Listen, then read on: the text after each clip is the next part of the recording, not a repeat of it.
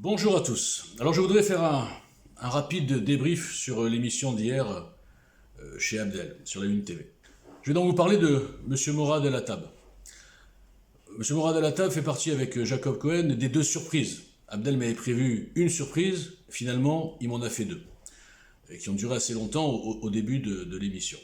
Alors, évidemment, je n'étais pas préparé à rencontrer un candidat à la présidentielle. C'est pour ça que cette fois-ci, je me suis habillé en conséquence.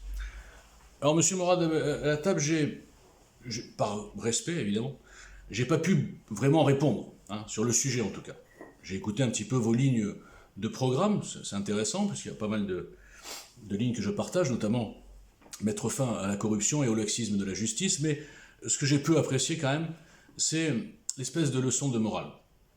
Et les accusations, je peux dire fantaisistes. Vous avez laissé entendre que ma vidéo, que je mettrai en lien, était susceptible d'être attaquée en justice. Alors, donc il y aurait, si j'ai bien compris, un amalgame. Bon. Alors, je vous invite à le faire, sérieusement. Parce que vous êtes souvent invité à la Une TV, mais souvent invité, vous avez même dit que vous étiez très admiratif d'Abdel. Alors, il fait peut-être des actions très, très sympathiques par ailleurs que je ne connais pas, peu importe. Mais le deux poids deux mesures est ce qui tue notre pays et ce qui tue tous les débats. Et j'ai pu le voir hier et j'y reviendrai, sur Israël, les sionistes, etc. C'est absolument hallucinant. Et là, c'était extraordinaire d'oser venir laisser entendre, parce que les gens n'ont pas vu ma vidéo. Donc ils ont dû se dire, mais qu'est-ce qu'il a dit dans cette vidéo, ce monstre de sioniste? C'est extraordinaire de faire cette deux fois, trois fois de votre intervention, en laissant entendre que, bon, on peut déposer plainte pour ma vidéo. En revanche, de ne rien dire, de ne faire aucune allusion sur l'antisémitisme débridé diffusé par notre ami Abdel tous les soirs devant 200, 300, 500, 1000, enfin je ne sais pas combien de spectateurs et d'adeptes, on peut le dire. J'ai vu les commentaires, c'est vraiment des adeptes. C'est-à-dire que, bon. Donc ça s'appelle le deux poids deux mesures, monsieur El Hattab. Alors, puisque vous êtes candidat à la présidentielle, et que moi je suis juste un trublion, et que je n'épargne personne, aucun candidat, même Zemmour, je lui fais des grosses critiques sur Twitter, personne ne les voit, parce qu'évidemment je n'ai pas de visibilité pour les raisons expliquées durant l'émission, mais moi je ne ménage personne, parce que je ne roule pour personne. Donc je vais vous faire un petit entraînement, monsieur Morad El Hattab. Quand vous avez parlé de la justice, revenons sur ce point-là, vous nous avez dit que l'islam, évidemment, serait beaucoup plus sévère avec les délinquants au sens large. Abdel, par ailleurs, dans le débat, a bien dit ouvertement que, après tout, ça serait bien qu'il y ait la charia en France. Au moins, on n'aurait plus ce genre de problème. C'est assez pervers. Alors, moi, je vous dirais, et ça, ce ne sont pas des fantasmes de Walter Boujna, ce sont des preuves, des émissions, des reportages, qu'il y a une connexion, qu'on le veuille ou non. Il y a une connexion, une espèce, bon, c'est pas grave, on regarde ailleurs, entre les autorités, on va dire, religieuses dans certains quartiers, et la délinquance, notamment les deals de drogue, etc. Il y a une connexion. Donc, nous faire croire que l'islam serait plus dur, oui, elle est plus dure dans ses propres pays, dans les pays islamiques, où il n'y a pas d'histoire de communauté, il n'y a pas de conquête. Je sais que ce mot vous dérange, mais l'histoire de l'islam, c'est quand même la conquête. Et je l'ai dit, pas toujours armée, conquête des esprits, conquête philosophique, conquête religieuse. Parce que je vous rappelle quand même que l'islam est une religion, on peut se convertir en 10 minutes. Enfin, c'est quand même important de le signaler. Donc cette conversion facile, qui n'est pas du tout le cas chez les juifs par exemple, prouve bien qu'à la base, l'ADN de cette religion, c'est de conquérir le plus possible, sans regarder vraiment une vraie foi. Non. Musulmans, c'est bon, on peut le rajouter dans les musulmans. Alors, moi ce que j'ai à vous dire, c'est que donc ma vidéo, je l'ai réécoutée ce matin, j'assume tout. En revanche, je vous invite à écouter quelques passages au hasard, cliquez au hasard, n'importe quelle émission d'Abdel. Vous entendrez, oui les Français, regardez, cette communauté vous a spolié. C'est des appels à la haine ouverts. Il n'y a pas du tout de filtre, il n'y a rien. Et c'est bien d'ailleurs la Une TV, il n'y a aucun filtre.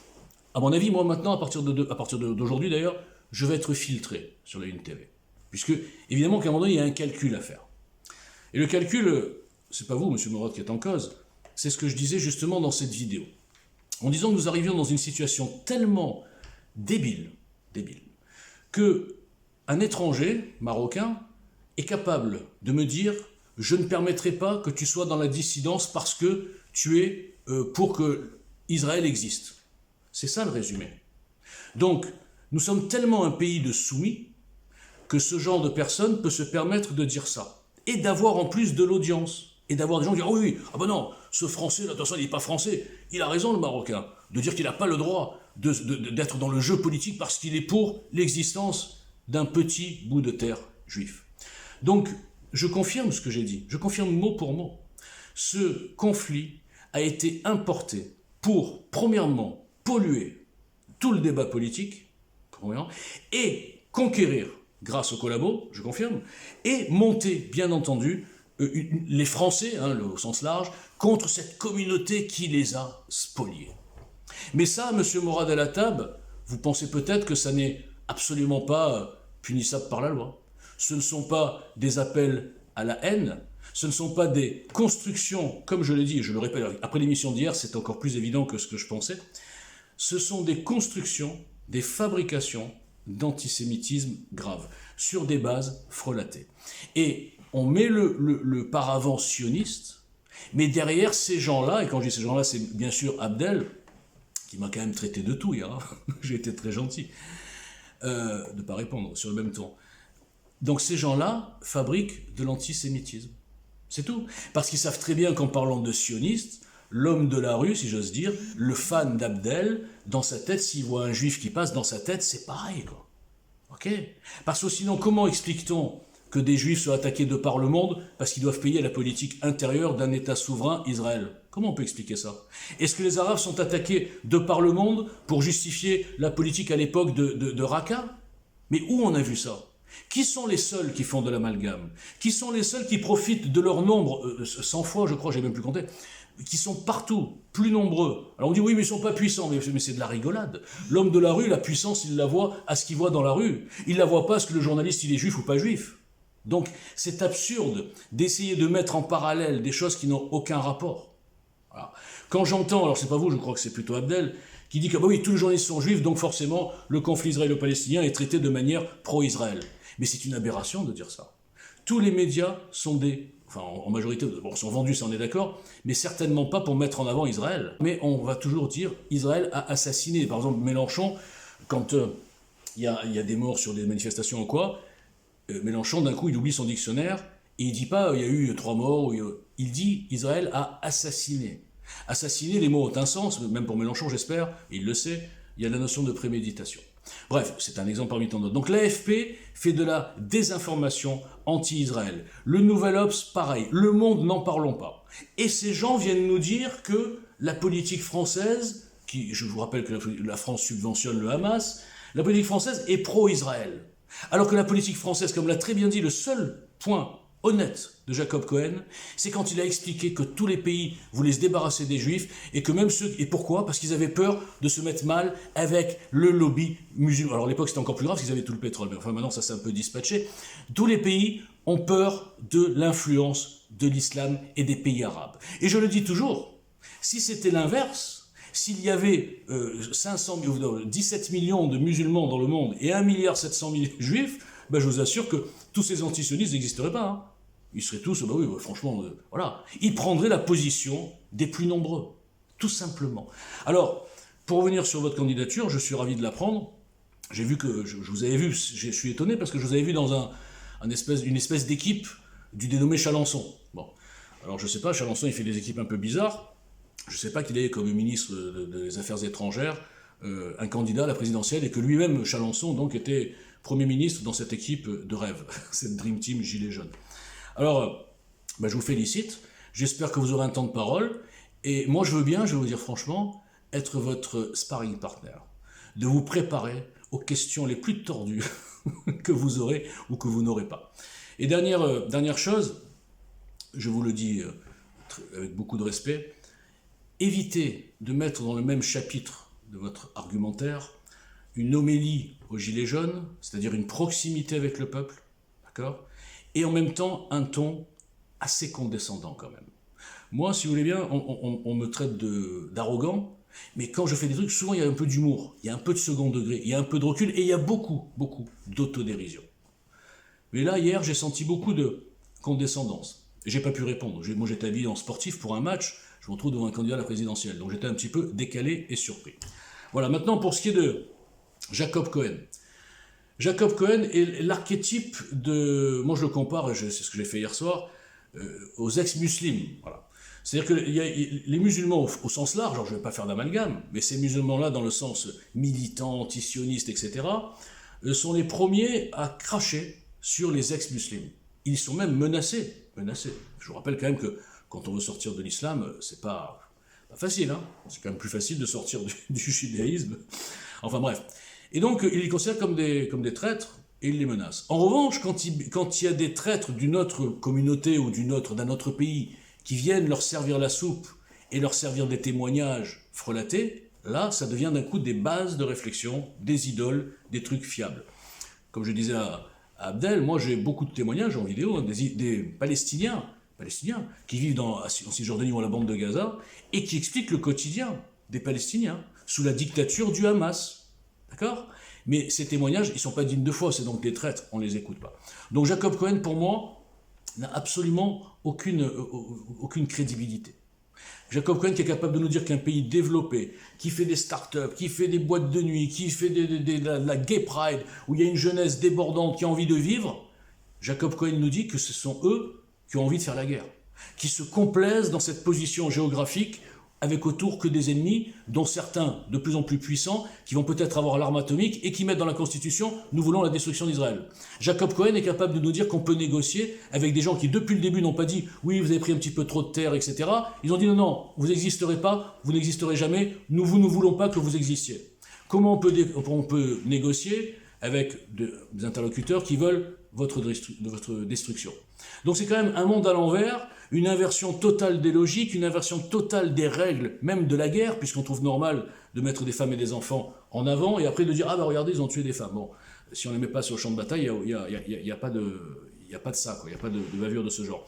Donc, une inversion totale qui est faite à la fois par le nombre de l'Oumma qui est disséminé, qui est un peu dans tous les pays occidentaux, et qui peut donc se permettre de lancer des appels morts aux juifs en plein Paris, d'accord, tranquille, parce que le nombre et parce que justement les États occidentaux sont soumis et lâches. Et au-delà du problème d'Israël, on le voit même dans le quotidien. Et là je reviens sur M. El Attab, le quotidien dont je vous parlais, M. El Attab. Moi je ne mettais pas en avant spécialement les attentats. J'ai dit souvent, même dans des vidéos précédentes, que les attentats c'est très grave, mais c'était rien, parce qu'il y a du flou, on ne sait pas trop. Non, moi je parlais du quotidien des Français. Du quotidien des Français qui voient la population de leur pays changer, des codes vestimentaires changer, des quartiers complètement changés où ils deviennent étrangers chez eux. Ils voient des lois qu'on met en place ou qu'on n'interdit pas, qui n'ont rien à voir avec l'histoire, les racines chrétiennes de leur pays. Et on les traite de racistes s'ils disent « Bon, attendez, les gars, nous, on n'est pas racistes, mais on voudrait quand même pas à ce point-là disparaître, quoi. Il y a des limites. » Et quand je pose la question, on m'a coupé à ce moment-là, c'est dommage. Il faut dire que l'arbitre gérait le micro. Je parle d'Abdel. Quand je dis, les gars, juger, c'est comparer. Juger, c'est comparer. Aucune civilisation, aucun pays, ni musulman, ni rien, ni bouddhiste, ni ce que vous voulez, n'accepterait ce que sont en train d'accepter les Français. D'accord ? Et personne ne les traiterait de racistes. Personne ne traiterait des Sénégalais qui commenceraient à dire « Attendez les gars, il y a trop de blancs, ce quartier, il n'y a que des blancs, on nous change nos codes, nous on est musulmans, ils veulent passer avec des kippas toute la journée dans la rue. » Ils auraient raison. Parce que ce qui fait la diversité du monde, c'est des cultures différentes, avec des cultures dominantes dans tel endroit géographiquement, je veux dire, dans tel endroit, c'est un petit peu cette religion, cette idéologie, etc. Là, c'est ça. Et donc, on veut nous rendre ou complètement sans histoire, sans racines, ça c'est les mondialistes, et d'un autre côté, il y a l'islam qui pousse pour qu'on adopte leur code, ou qu'on s'adapte. Mais dans quelle règle de vie on a vu que l'invité, peu importe que vous allez me dire oui depuis 200 ans, depuis 300 ans, on va me dire oui ils se sont battus pour l'enfant, d'accord, mais néanmoins, prenons la base, ce sont des invités. Bon. Donc, dans quel film on a vu que l'invité impose ses codes à la maîtresse de maison? Nulle part. Ça n'est logique que dans des raisonnements malhonnêtes. Donc Jacob Cohen, pour revenir à lui, pour moi, c'est pas une référence. Maintenant, terminons sur Abdel. Alors Abdel, tu as été pire que ce que je croyais. Alors déjà Abdel, je te félicite et je te remercie, parce que tu pourras trouver tous les alibis. Tu en as trouvé un en disant que oui, bon, un débat au Walter Rougin, ça n'aurait pas été intéressant, donc j'ai voulu amener un petit peu de qualité en amenant des invités. Non, Abdel. Abdel, ce qui s'est passé dans ta tête, c'est que tu ne me connaissais pas, et le peu que tu as vu de moi, tu te dis, ouh là là, celui-là, il vaut mieux que je prenne du renfort. Donc tu ne m'as pas fait une surprise, je répète, mais 2 surprises. Tu m'as fatigué pendant 2 heures, c'était bien joué d'ailleurs, mais ça n'a pas empêché que, ensuite, pendant les 2 heures où nous étions tous les deux, je suis désolé, Abdel. J'ai démontré par A plus B que la haine, ceux qui insultent systématiquement, ceux qui amalgament toute personne qui dit juste « je voudrais que les Juifs aient un petit bout de terre » deviennent des diaboliques, à éliminer, tu l'as bien dit, qui sont disqualifiés pour tout. Tu as fait des comparaisons hallucinantes. Je suis donc pour le découper des enfants. J'ai entendu des trucs. J'ai tué le Christ. Bon, donc on a vraiment des comportements sectaires. Et je confirme ce que j'ai dit, même si ça ne plaît pas à M. Morad el-Attab. Évidemment que les gens qui suivent ces théories, cette espèce de globalisation du sionisme, sans réfléchir 2 minutes, qu'il y a le sionisme, Israël, mais moi le sujet dont je voulais parler, qui a été très intelligemment d'ailleurs évité par Abdel, là je vois qu'il est quand même brillant, c'était d'expliquer que ce que Abdel et tous ces gens-là mettent dans ce mot sionisme est frelaté. Limité à Israël, il n'y a pas de problème.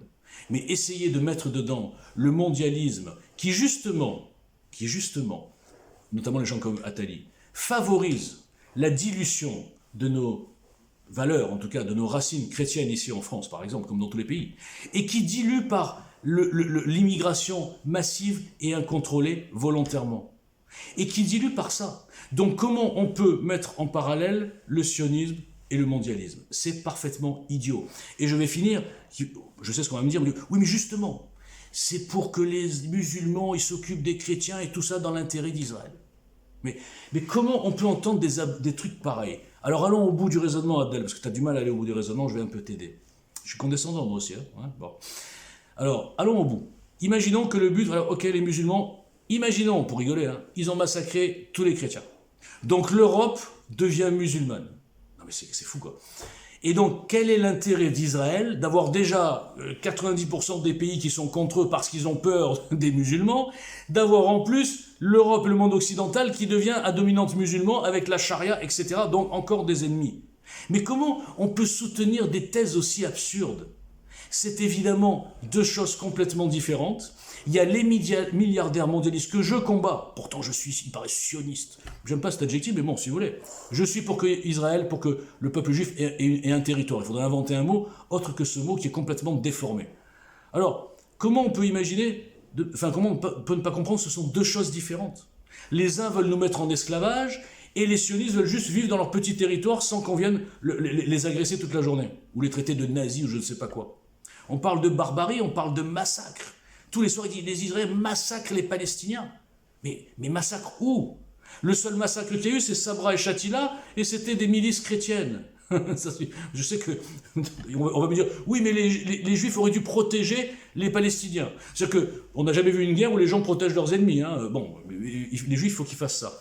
Alors après, il y a eu un deuxième massacre, c'est Septembre Noir, 2200 morts, Palestiniens, tués par les Jordaniens, leurs frères de sang, de religion. Il n'y a pas de Juifs, là, on n'en parle jamais. C'est marrant, Septembre Noir, c'est passé aux oubliettes. Bon, il n'y a aucun massacre, Abdel. Il y a eu une guerre qui a fait environ, si on schématise, 3 morts par jour depuis 70 ans. 3 morts par jour depuis 70 ans. Mettez-vous bien ce chiffre dans la tête parce que c'est moins que la Syrie en 2 ans, entre musulmans. On n'en parle pas. C'est moins que Iran-Irak, entre musulmans. Il n'y a pas de problème. Il y a eu des massacres. Non, on n'en parle pas. Ça va, c'est entre nous. Il n'y a pas de problème. Par contre, si c'est un juif, là...